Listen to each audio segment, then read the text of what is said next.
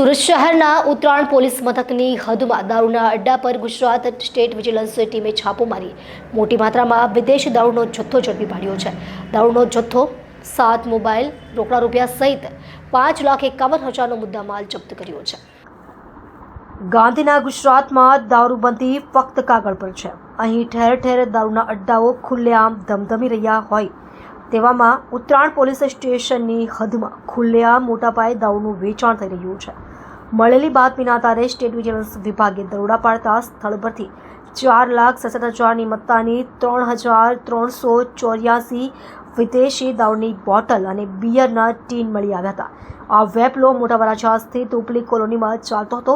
પોલીસે 4 શખ્સોની સ્થળ પરથી ધરપકડ કરી હતી અને લિસ્ટેડ બુટલેગર સહિત 3 જણાને વોન્ટેડ જાહેર કર્યા હતા. પોલીસે દારૂનો જથ્થો, 7 મોબાઈલ, રોકડા રૂપિયા સહિત 5,51,000નો મુદ્દામાલ જપ્ત કર્યો છે.